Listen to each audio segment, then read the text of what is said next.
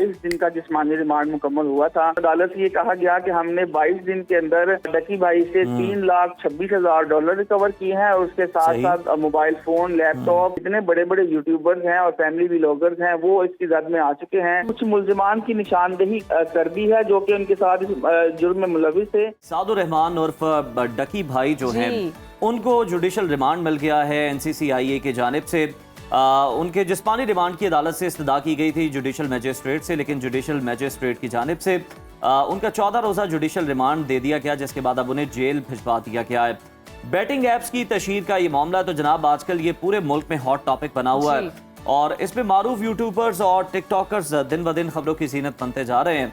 हथकड़ियां लगी हुई हैं, अदालतों में पेशियां हो रही हैं, नोटिस जारी हो रहे हैं। जी बिल्कुल। और सबसे पहले अगर मामले की बात की जाए तो ये मामला जो है वो 2022 में सामने आया था और एक सर्वे के मुताबिक जी मुल्क की 22% से ज्यादा आबादी ऑनलाइन जुए में मुलव्वस है, जिसके बाद हम देख रहे हैं कि वफाकी वज़ीर IT शिजा फातिमा ने कौमी असम्बली में खिताब भी किया और उन्होंने कहा जी पाकिस्तान में 2022 में 3,40,00,000 ऑनलाइन गेमर्स थे और ये तादाद जो है वो बढ़कर इस 4.5 करोड़ तक पहुंच चुकी है, जिसके बाद मुल्क में बड़े पैमाने पर हलचल देखने में आई और जिसके बाद हमने देखा कि जुए और फॉरेक्स ट्रेडिंग की 46 ऐप्स को गैर कानूनी करार दिया गया और मुतालिका इदारे भी इस हवाले से मुतहरिक नजर आए। इसके बाद इंक्वायरी शुरू हुई, कई यूट्यूबर्स और टिकटॉकर्स रडार पर आए और NCCIA ने ऑनलाइन जुए की तशहीर पर नामवर यूट्यूबर्स और टिकटॉकर्स के खिलाफ घेरा तंग किया।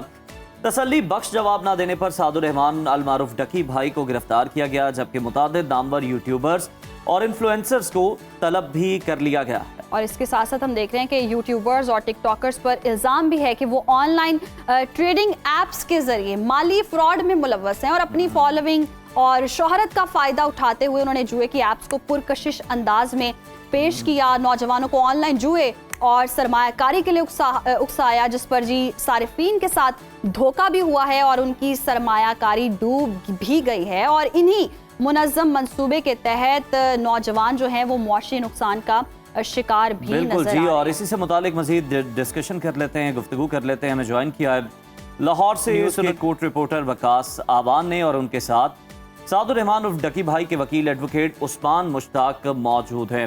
सबसे पहले वकास आप हमें बताइएगा, आप दोनों मेहमानों को हम खुश आमदीद कहते हैं। वकास आपसे जानना चाहेंगे कि अदालत में सादुर रहमान उर्फ डकी भाई के मजीद 3 रोज़ा जिस्मानी रिमांड की इस्तदा की गई, मगर अदालत ने 14 रोज़ा जुडिशल रिमांड पर अब उन्हें जेल भेज दिया है। मजीद जिस्मानी रिमांड एक तो उनका क्यों नहीं दिया गया, दोनों जानिब से क्या दलाइल सामने आए हैं और जमानत के हवाले से क्या बताया जा रहा है? बहुत शुक्रिया जी। सबसे पहले सादुर रहमान और डकी भाई की बात करें तो इनका कल 22 दिन का जिस्मानी रिमांड मुकम्मल हुआ था।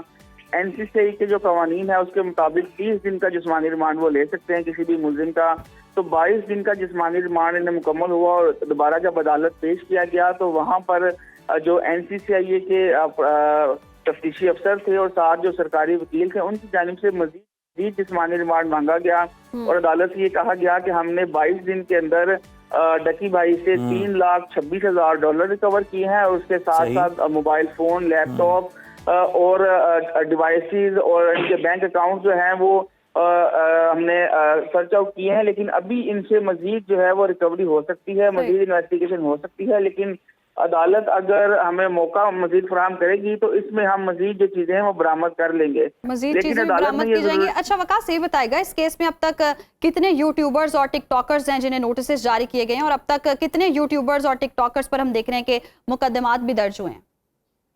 देखिए, इस केस में पाकिस्तान के जितने बड़े बड़े यूट्यूबर्स हैं और फैमिली व्लॉगर्स हैं वो इसकी जद में आ चुके हैं।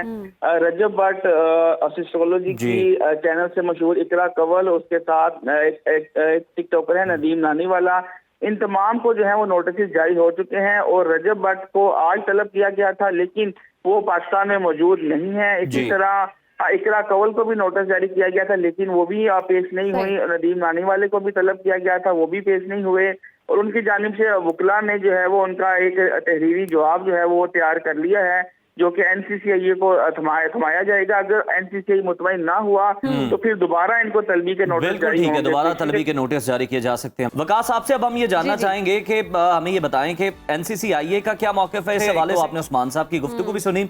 दूसरा, हमने देखा था कि पहले भी जो दूसरे दीगर यूट्यूबर्स हैं टिकटॉकर्स हैं उनको नोटिस जारी किए गए थे और आज फिर तलबी है, तो क्या इम्कानात है, क्या आज ये यूट्यूबर्स जो हैं जिनको तलब किया गया ये पेश होंगे?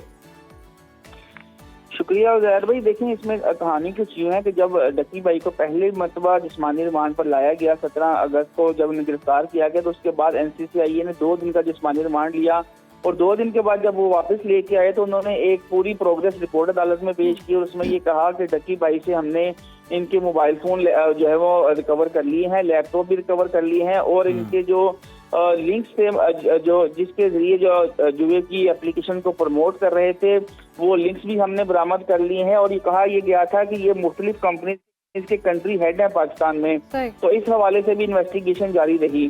तो 22 दिन के जिस्मानी रिमांड में डकी भाई से बहुत सी चीजें NCCI ने रिकवर की हैं और उसमें वो रकम भी शामिल है जो कि NCCI के मुताबिक इन्हें उन जुए की एप्लीकेशन को प्रमोट करने के इसमें मिली है। तो जो बाकी यूट्यूबर का मामला है तो इस हवाले से जब डकी भाई का तीसरा रिमांड खत्म हुआ तो उस प्रोग्रेस रिपोर्ट में ये कहा गया कि डकी भाई ने कुछ मुल्जिमान की निशानदेही कर दी है जो कि उनके साथ जुर्म में मुलविस थे, तो अब उनकी गिरफ्तारी अमल में लानी है। तो उसके बाद हमने देखा कि ये डकी भाई के साथी ही हैं क्योंकि मिलजुल कर कोलैबोरेशन करके ये लोग चीजों को प्रमोट करते हैं। और साथ ही साथ ये भी बताइएगा, जैसे कि सुनने में आ रहा था कि इन पर माली फ्रॉड का भी इल्जाम है। बिल्कुल, इस हवाले से जो आखिरी जो जिस्मानी रिमांड की एप्लीकेशन आई थी उसमें जो तफ्तीशी अफसर थे उसने ये बताया कि हम डकी भाई के खिलाफ जो है वो एंटी मनी लॉन्ड्रिंग कवानीन के तहत भी कार्रवाई कर रहे हैं और हमें कुछ शवाहिद ऐसे मिले हैं कि ये मनी लॉन्ड्रिंग में भी शायद मुलविस रहे हैं, तो अभी हमें इसकी मजीद इन्वेस्टिगेशन की जरूरत है।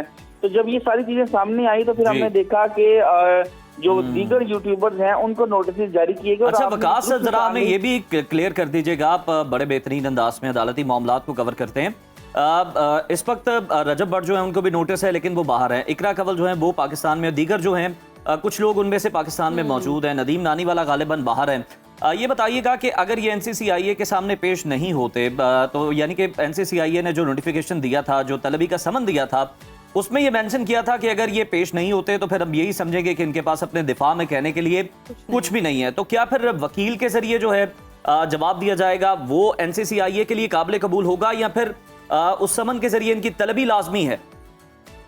देखिए, वो जो नोटिस दिया गया है उसमें तो इन सबको जो है वो जाती हैसियत में तलब किया गया है। अब आपने दुरुस्त फरमाया कि रजब भट्ट पाकिस्तान में मौजूद नहीं है। इकरा कंवल उन्हें अपना तहरीरी जवाब NCCI में जमा करवाया है जिसमें उन्होंने कहा है कि वो उनकी अभी तबीयत नासाज है, उन्हें तकरीबन 2 माह का वक्त चाहिए, 2 माह के बाद जो है वो NCCI में पेश हो सकती हैं। इसमें जो तीसरे टिकटॉकर है नदीम नानीवाला, वो पाकिस्तान आ चुके हैं। इत्तलात के मुताबिक उनका नाम जो है वो PNI लिस्ट यानी कि पासपोर्ट कंट्रोल लिस्ट में डाल दिया गया है, उनको भी तलबी के नोटिस जारी किए गए हैं। इन सब की जानिब से अच्छा वकास, रजब भट्ट के हवाले से भी कहा जा रहा था इंटरपोल के जरिए शायद कनेक्ट किया जाएगा और किस तरह से उनको भी यहाँ पर लाया जाएगा। बिल्कुल ऐसा ही है, लेकिन अभी ये इंक्वायरी स्टेज पे है मामला, अभी ये इनिशियल स्टेज पे है। अभी उनको पहला या दूसरा तलबी का नोटिस हुआ है, तो जब NCCI को लगेगा कि रजब भट्ट जो है वो स्केप कर रहे हैं या ताउन नहीं कर रहे या वो बिल्कुल अवॉइड कर रहे हैं इंक्वायरी को, तो फिर वो जो है इंटरपोल वाला मामला भी ठीक है। यानी वकास ये तो अभी इब्तदाई कार्रवाई है जिसमें समन किया गया और देखना ये कि NCCIA के सामने कौन है, क्योंकि NCCIA ने तो ज़ाती हैसियत में इन यूट्यूबर्स को और टिकटॉकर्स को जो है वो तलब किया गया है और इनके खिलाफ जो है एलिगेशंस भी हैं, तहकीकात करना मकसूद है NCCIA को। अब देखना ये कि कब ये पेश होते हैं। बहुत शुक्रिया वकास साहब। यही लग रही है कि ये जवाब पेश नहीं कर सके हैं जिसकी वजह से जी शिकंजा सख्त हो रहा है और दीगर अभी यूट्यूबर्स भी आएंगे और उनके गिर्द भी शिकंजा सख्त होगा। और रजब भट्ट के हवाले से भी कहा जा रहा था कि इंटरपोल के जरिए उनसे कनेक्ट किया जाएगा और फिर मालूमात ली जाएगी।